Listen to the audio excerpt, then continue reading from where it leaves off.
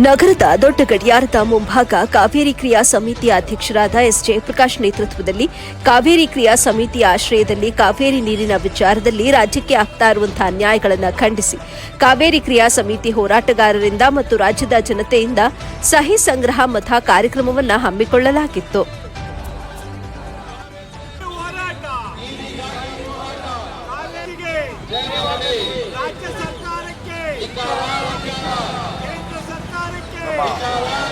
ಏನು ಕೊನೆಗೊಳ್ತಾ ಇದೆ. ನಾವು ಕೂಡ ಕಳೆದ ಒಂದು 3 ತಿಂಗಳಿಂದ ಕಾವೇರಿ ನೀರು ವಿಚಾರವಾಗಿ ರಾಷ್ಟ್ರಪತಿಗಳಿಗೆ ಮತ್ತು ಪ್ರಧಾನಮಂತ್ರಿಯವರಿಗೆ ಮನವಿ ಪತ್ರವನ್ನು ಸಲ್ಲಿಸುವ ಸಲುವಾಗಿ ಈ ರಾಜ್ಯಕ್ಕೆ ಏನು ಅನ್ಯಾಯ ಆಗ್ತಾ ಇದೆ ಮತ್ತು ತಮಿಳುನಾಡು ಪ್ರತಿ ಬಾರಿಯೂ ಕೂಡ ಅವರು ಬ್ಲ್ಯಾಕ್ ಮೇಲ್ ತಂತ್ರವನ್ನು ಅನುಸರಿಸಿ ಕಾವೇರಿ ನ್ಯಾಯಮಂಡಳಿ ಮೇಲೆ ಎಲ್ಲ ರೀತಿಯಾದಂಥ ಒತ್ತಡವನ್ನು ಹೇರಿ ಅವರು ಅವೈಜ್ಞಾನಿಕವಾಗಿ ಕಾವೇರಿ ನೀರನ್ನು ಬಲವಂತವಾಗಿ ಅವರು ಪಡಿತಾ ಇರೋದು ಭಾಳ ಖಂಡನೀಯ. ಹಾಗಾಗಿ ಪ್ರಧಾನಮಂತ್ರಿಗಳು ಅದರಲ್ಲೂ ರಾಷ್ಟ್ರಪತಿಗಳು ಈ ಕೂಡಲೇ ಪ್ರವೇಶ ಮಾಡಬೇಕು ಅಂತೇಳಿ ನಾವು ಎಲ್ಲ ರೀತಿಯಾದಂಥ ಕಾರ್ಯಕ್ರಮಗಳನ್ನ ನಡೆಸ್ತಾ ಇದ್ದೀವಿ. ಈಗ 1 ತಿಂಗಳಿಂದ ನಾವು ಅಂಚೆ ಚಳವಳಿ ಮಾಡಿದ್ವಿ. ರಾಷ್ಟ್ರಪತಿಯವರಿಗೆ ದಯಮಾಡಿ ಮಧ್ಯಪ್ರವೇಶ ಮಾಡಿ, ಭಾಳ ತೊಂದರೆ ಆಗ್ತಾಯಿದೆ ರಾಜ್ಯಕ್ಕೆ. ಮತ್ತು ಈ ಭಾಗದಲ್ಲೆಲ್ಲ ಕಾವೇರಿ ನೀರೇ ಜೀವನ ನದಿ, ಅದಿಲ್ಲ ಅಂದರೆ ರಾಜ್ಯದ ಎಲ್ಲ ಜಿಲ್ಲೆಗಳಿಗೂ ಕೂಡ ಭಾಳ ತೊಂದರೆ ಆಗುತ್ತೆ, ರಾಜ್ಯದ ಅಭಿವೃದ್ಧಿ ಕುಂಠಿತ ಆಗುತ್ತೆ. ದಯಮಾಡಿ ತಾವು ಪ್ರವೇಶ ಮಾಡಿ ನ್ಯಾಯ ದೊರಕಿಸ್ಕೊಡಿ ಅಂತೇಳಿ ಮಾಡ್ತಾನೇ ಇದ್ದೀವಿ. ಈಗ ಸಹಿ ಸಂಗ್ರಹಣ ಕಾರ್ಯಕ್ರಮ ಹೆಚ್ಚು 3 ತಿಂಗಳಿಂದ ನಡೀತಾ ಇದೆ. ಆ ಎಲ್ಲ ಪುಸ್ತಕಗಳು ಕೂಡ ಇನ್ನೊಂದು ಸ್ವಲ್ಪ ಇದೆ, ಭರ್ತಿ ಆಗ್ತಾಯಿದೆ. ಆ ಒಂದು ಸಹಿ ಸಂಗ್ರಹಣ ಮಾಡಿರುವಂಥದ್ದೆಲ್ಲನೂ ಕೂಡ ನಾವು ಶೀಘ್ರದಲ್ಲೇ ಪ್ರಧಾನಮಂತ್ರಿಗಳಿಗೆ ಮತ್ತು ರಾಷ್ಟ್ರಪತಿಗಳಿಗೆ ಅದನ್ನು ಸಲ್ಲಿಸ್ಬಿಟ್ಟು ಈ ಕೂಡಲೇ ನೀವು ಪ್ರವೇಶ ಮಾಡಬೇಕು ಅಂತೇಳಿ. ಮತ್ತು ಮೇಕೆದಾಟು ಏನಿದೆ ಆ ಒಂದು ಯೋಜನೆಯನ್ನು ಪ್ರಾರಂಭ ಮಾಡಲಿಕ್ಕೆ ಅನುಮತಿಯನ್ನು ಕೇಂದ್ರ ಸರ್ಕಾರ ಕೂಡಲೇ ಕೊಡಬೇಕು ಅಂತೇಳಿ ನೂತನವಾಗಿ ಈಗ ಏನು ಸರ್ಕಾರ ಬರ್ತಾ ಇದೆ ನರೇಂದ್ರ ಮೋದಿಯವರ ನೇತೃತ್ವದಲ್ಲಿ NDA ಸರ್ಕಾರ, ನಾವು ಸರ್ಕಾರಕ್ಕೆ ಮನವಿ ಮಾಡ್ತಾ ಇದ್ದೀವಿ ಈಗಲೇ ಪ್ರಾರಂಭದಲ್ಲೇ ದಯಮಾಡಿ ಕೂಡಲೇ ತಕ್ಷಣ ಅನುಮತಿ ನೀಡಬೇಕು. ಏಕೆಂದರೆ ನೀರೆಲ್ಲ ಅದು ಹರಿದು ವೇಸ್ಟ್ ಆಗ್ತಾ ಇರುವಂಥ ನೀರು, ಅದು ನಮ್ಮ ನೀರು, ನಮ್ಮಕ್ಕಿದೆ, ಅದು ನಮ್ಮ ಕಟ್ಕೊಳ್ಳೋಕ್ಕೆ. ಆದರೂ ಕೂಡ ಇಷ್ಟು ಮೀನಮೇಷ ಎಣಿಸ್ತಾ ಇರೋದು ನನಗೆ ಅರ್ಥ ಆಗ್ತಾ ಇಲ್ಲ. ಯಾಕೆ ಇಷ್ಟು ಮೀನಮೇಷ ಎಣಿಸ್ತಾ ಇದ್ದಾರೆ? ಮೇಕೆದಾಟು ಅಣೆಕಟ್ಟಿದೆ, ತಮಿಳುನಾಡವರು ಕಾವೇರಿ ನೀರನ್ನ ಬೇರೆ ರೀತಿಯಲ್ಲಿ ಅನೇಕ ಯೋಜನೆಗಳು ಮಾಡ್ತಾ ಇದ್ದಾರಂತೆ, ಅನುಮತಿನೂ ಪಡೆದಿಲ್ವಂತೆ. ನಮಗೆಲ್ಲ ವರದಿಗಳು ಬಂದಿದೆ ಸಾಕಷ್ಟು. ಅದು ಕೂಡ ಅಲ್ಲೆಲ್ಲ ಅವರು ಪ್ರಾರಂಭ ಮಾಡಬೇಕಾದ್ರೆ, ಕಟ್ಟಬೇಕಾದ್ರೆ ನಮ್ಮ ಒಂದು ಅನುಮತಿನೂ ಕೂಡ ಬೇಕಾಗತ್ತೆ ತಮಿಳುನಾಡವ್ರು ಮಾಡಬೇಕಂತ. ಹಾಗಾಗಿ ಕೇಂದ್ರ ಸರ್ಕಾರ ಈ ಕೂಡಲೇ ಮಧ್ಯಪ್ರವೇಶ ಮಾಡಿ ನಮ್ಮದು ಮೇಕೆದಾಟು ಏನಿದೆ ಅದನ್ನು ಕಟ್ಟಲಿಕ್ಕೆ ಅನುಮತಿ ನೀಡಬೇಕು. ಏನು ನಮ್ಮ ರಾಜ್ಯದ ಉಪಮುಖ್ಯಮಂತ್ರಿಗಳಾದಂತಹ DK ಶಿವಕುಮಾರ್ ಅವರು ಚುನಾವಣಾ ಪೂರ್ವದಲ್ಲಿ ಬಹಳ ದೊಡ್ಡ ಮಟ್ಟದಲ್ಲಿ ಬೆಂಗಳೂರಿಂದ ಅಲ್ಲಿವರೆಗೆ ಪಾದಯಾತ್ರೆ ಮಾಡಿದ್ರು. ನಾವು ಕಟ್ಟೇ ಬಿಡ್ತೀವಿ ಅಂತ ಅಣೆಕಟ್ಟಿಂದ. ಸರ್ಕಾರ ಬಂದು 1 ವರ್ಷ ಆಯಿತು, ಅದ್ರ ಬಗ್ಗೆ ಅವರೇನು ಗಮನ ಹರಿಸಿಲ್ಲ. ಹಾಗಾಗಿ ಈ ಕೂಡಲೇ ಅವರು ಗಮನ ಹರಿಸಿ ನಾವು ಕಾವೇರಿ ಕ್ರಿಯಾ ಸಮಿತಿ ಮತ್ತು ಕನ್ನಡಿಗರು ಇಡೀ ರಾಜ್ಯದಲ್ಲಿ ಏನು ಹೋರಾಟಗಾರರು ಎಲ್ಲ ಇದ್ದಾರೆ, ಪ್ರತಿಯೊಬ್ಬರು ನಿಮ್ಮ ಬೆನ್ನಿಂದ ಇರ್ತಾರೆ. ಈ ಮೇಕೆದಾಟು ವಿಚಾರದಲ್ಲಿ ಕೂಡಲೇ ಪ್ರಾರಂಭ ಮಾಡಬೇಕು, ಕೇಂದ್ರ ಸರ್ಕಾರಕ್ಕೆ ಒತ್ತಾಯ ಮಾಡಬೇಕು, ಕೊಡಿ ಅನುಮತಿ ಅಂತೇಳಿ ಪ್ರಾರಂಭ ಮಾಡಬೇಕು. ಅದಕ್ಕೆ ಆದಂಥ ಒಬ್ಬರು ಸಚಿವರನ್ನ, ಮತ್ತೊಂದು ರಾಜ್ಯ ಸಚಿವರನ್ನೊಬ್ಬರನ್ನ ನೀವು ನೇಮಕ ಮಾಡಿ ಮೇಕೆದಾಟು ಯೋಜನೆ ಈ ಕೂಡಲೇ ಪ್ರಾರಂಭಿಸಬೇಕು ಅಂತೇಳಿ ಕರ್ನಾಟಕ ಸರ್ಕಾರಕ್ಕೆ ಮತ್ತು ವಿಶೇಷವಾಗಿ ನಮ್ಮ DK ಶಿವಕುಮಾರ್ ಅವರಿಗೆ ನಾವು ಒತ್ತಾಯ ಮಾಡ್ತಾಯಿದ್ವಿ. ಹಾಗಾಗಿ ಮುಂದಿನ ವಾರ ನಾವು ಮೇಕೆದಾಟಿಗೆ ಕೇಂದ್ರ ಸರ್ಕಾರ ಅನುಮತಿ ನೀಡಬೇಕು ಮತ್ತು ರಾಜ್ಯ ಸರ್ಕಾರ ಕೂಡಲೇ ಕಾರ್ಯಪ್ರವೃತ್ತಿ ಆಗಬೇಕು ಈ ಯೋಜನೆ ಮಾಡಲಿಕ್ಕೆ ಅಂತೇಳಿ ಒತ್ತಾಯ ಮಾಡೋಕ್ಕೋಸ್ಕರ ಮುಂದಿನ ವಾರ ನಾವು ಮೇಕೆದಾಟಲ್ಲಿ ನಮ್ಮ ಒಂದು ಧರಣಿ ಕಾರ್ಯಕ್ರಮವನ್ನು ಹಮ್ಮಿಕೊಳ್ತಾ ಇದ್ದೀವಿ. ಅದಕ್ಕೆ ಸಂಬಂಧಪಟ್ಟಾಗೆ ಈ ಮಂಗಳವಾರ ಜಲದರ್ಶಿನಿಯಲ್ಲಿ ಸಾಯಂಕಾಲ 5 ಗಂಟೆಗೆ ನಮ್ಮ ಕಾವೇರಿ ಕ್ರಿಯಾ ಸಮಿತಿಯ ಪದಾಧಿಕಾರಿಗಳು ಮತ್ತು ಸದಸ್ಯರ ಒಂದು ಸಭೆಯನ್ನು ಕರೀತಾ ಇದ್ದೀವಿ ಪೂರ್ವ ಸಿದ್ಧತೆಗೋಸ್ಕರ.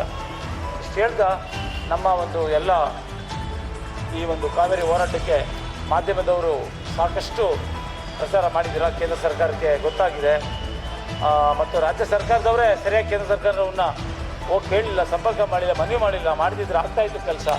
ಈ ಕಾಲ ಮಿಂಚಿಲ್ಲ. ಈಗೇನಾದರೂ ರಾಜ್ಯ ಸರ್ಕಾರ ಸುಮ್ಮನೆ ಕೈಕಟ್ಟು ಕುಳಿತರೆ ಇದು ಬೇರೆ ರೀತಿ ಪರಿಣಾಮ ಆಗುತ್ತೆ. ಈ ಕೂಡಲೇ ಅವರು ಕೂಡ ಕೇಂದ್ರ ಸರ್ಕಾರವನ್ನು ರಾಜ್ಯ ಸರ್ಕಾರ ಹೋಗಿ ಮನವಿ ಮಾಡಲಿ ಕಾವೇರಿ ನೀರು ವಿಚಾರ, ಮೇಕೆದಾಟು ಎಲ್ಲ ವಿಚಾರದಲ್ಲಿ.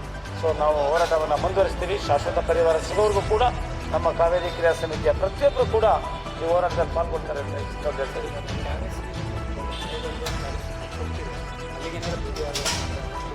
ಇಲ್ಲ ಸದ್ಯಕ್ಕೆ ಇನ್ನೂ ಏನಿಲ್ಲ. ನಾವು ಇದಕ್ಕೆ ಮೇಕೆದಾಟಲ್ಲಿ ಅದಾಗಲೇಬೇಕಾದ್ರು. ಹಾಗಾಗಿ ನೀರು ತುಂಬಲಿ. ಅದು ನೀರು ತುಂಬಿದ್ರೆ ನಮಗೆ ರೈತರಿಗೆ ಈ ವರ್ಷನಾದ್ರೂ ಒಳ್ಳೆ ಬೆಳೆ ಬೆಳೆಯೋಕ್ಕೆ ಅನುಕೂಲ ಮಾಡಿಕೊಡ್ಬೇಕು. ಯಾರೋ ಕೃಷಿ ಸಚಿವರು ಬೆಳೆ ಬೆಳಿಬೇಡಿ ಅಂತ ಮೊದಲೇ ಅನೌನ್ಸ್ ಮಾಡಿಬಿಟ್ರು, ಭಾಳ ತಪ್ಪು ಮಾಡಿದ್ರು ಅವರು. ಅದು ಮಾಡಿದ್ರಿಂದ ಏನಾಯಿತು, ನೀರೆಲ್ಲ ತಮಿಳ್ನಾಡು ಬಿಟ್ಕೊಟ್ಟಂಗಾಯ್ತು. ನಾವು ಇಲ್ಲಿ ಬೆಳೆ ಬೆಳೆದಿದ್ರೆ ನಾವು ಆಗ ನೀರಿಲ್ಲ ಕೊಡೋಕ್ಕಾಗಲ್ಲ ಅನ್ಬೋದಾಯ್ತು. ಇನ್ನು ಅಲ್ಲಿ ಇದೆಲ್ಲ ಕೊಡ್ರಿ ಅಂತೇಳಿ ಅವ್ರು ಕಾನೂನು ಮಾಡಲಿ ತೊಗೊಂಬಿಟ್ರು. ಹಾಗಾಗಿ ರೈತರಿಗೆ ಈ ರಾಜ್ಯ ಸರ್ಕಾರ ಅನ್ಯಾಯ ಮಾಡಿದೆ.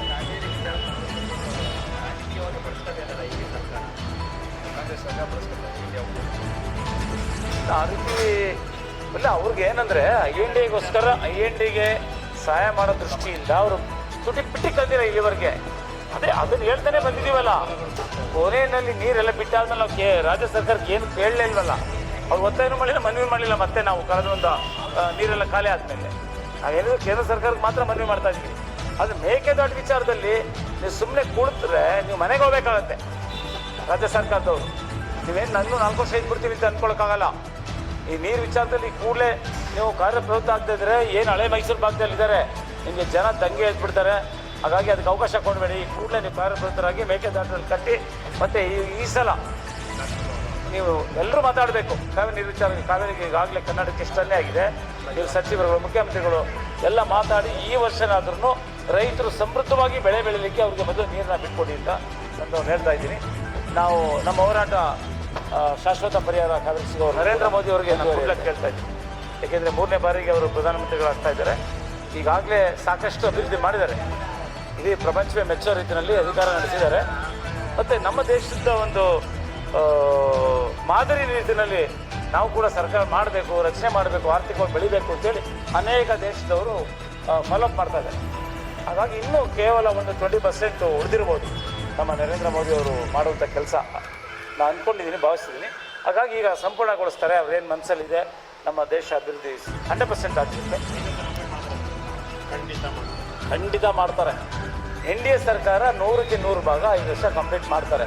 ನಿತೀಶ್ ಕುಮಾರ್ ಅವರಲ್ಲಿ, ಚಂದ್ರಬಾಬು ನಾಯ್ಡು ಅವರಲ್ಲೂ ಕೂಡ ನಾವು ವಿಶೇಷವಾಗಿ ನಾನು ಮನವಿ ಮಾಡ್ತಾ ಇದ್ದೀನಿ, ದಯಮಾಡಿ ನರೇಂದ್ರ ಮೋದಿ ಅವರಿಗೆ, ಯಾಕೆಂದರೆ ಇಷ್ಟು ವರ್ಷ ರಾಜ್ಯದ ಜವಾಬ್ದಾರಿ ಹೊತ್ಕೊಂಡಿದ್ದೀರಿ, ಈಗ ದೇಶದ ಜವಾಬ್ದಾರಿ ನಿಮ್ಮ ಮೇಲಿದೆ. ಸೊ ನೀವು ಪಾಲ್ಗೊಳ್ಳಿ, ನಿಮಗೂ ಒಳ್ಳೆಯ ಹೆಸರು ಬಂದೇ ಬರುತ್ತೆ. ನರೇಂದ್ರ ಮೋದಿ ಅವರು ಮಾಡುವ ಯಾವುದೇ ಒಂದು ಕಾರ್ಯಕ್ರಮಕ್ಕೆ ಸಂಪೂರ್ಣವಾದ ನೀವು ಸಹಕಾರ ನೀಡಿ. ಮತ್ತು ಬಿರುಗಾಳಿ ಅಂತ ಅನ್ಸ್ಕೊಂಡಿರುವಂತಹ ಪವನ್ ಕಲ್ಯಾಣ್ ನರೇಂದ್ರ ಮೋದಿ ಅವರು ಹೇಳಿದ್ದಾರೆ, ಅವ್ರಿಗೆ ನಾವೇನು ಮನವಿ ಮಾಡಬೇಕಾಗಿಲ್ಲ. ಯಾಕೆಂದರೆ ಅವರೇ ಮುಂದೆ ನಿಂತ್ಕೊಂಡು NDA ಸರ್ಕಾರ ಬೆಂಬಲ ಕೊಡ್ತಾ ಇದ್ದಾರೆ. ಸಂಪೂರ್ಣವಾಗಿ ಅವರು ಕೂಡ ಇರ್ತಾರೆ. ಹಾಗಾಗಿ ನಮ್ಮ ಕರ್ನಾಟಕದ ಎಲ್ಲ ಸಂಸತ್ ಸದಸ್ಯರು ಈಗ ಒಟ್ಟಾಗಿ ಇಲ್ಲಿವರೆಗೆ ಸಾರ್ವಜನಿಕರು ಮಾತಾಡ್ತಾ ಇದ್ದಾರೆ. ಈ ಬಾರಿ ಕಾವೇರಿ ನೀರು ವಿಚಾರದಲ್ಲಿ ನಮ್ಮ ಸಂಸದರು ಏನು ಕೆಲಸ ಮಾಡಲಿಲ್ಲ, ಯಾರೂ ಮಾಡಲಿಲ್ಲ, ಮಾತೇ ಎತ್ತಿಲ್ಲ, ರಾಜ್ಯ ಸರ್ಕಾರವೂ ಎತ್ತಿಲ್ಲ, ನಮ್ಮವರು ಎತ್ತಿಲ್ಲ ಅಂತ. ಬಟ್ ಆ ಆರೋಪದಿಂದ ನೀವು ಹೊರಗಡೆ ಬರಬೇಕು. ನೂತನವಾಗಿ ಆಯ್ಕೆ ಆಗಿರುವಂಥ ಎಲ್ಲ ಸಂಸದರು ಕಾವೇರಿ ನೀರು ವಿಚಾರದಲ್ಲಿ ಮೇಕೆದಾಟು ಅಣೆ ಕಟ್ಟಿರ್ಬೋದು, ಮತ್ತು ಇನ್ನು ತಮಿಳುನಾಡಿಗೆ ಸುಮ್ಮನೆ ನೀರು ಬಿಡ್ತಾರೆ ವಿಚಾರದಲ್ಲಿ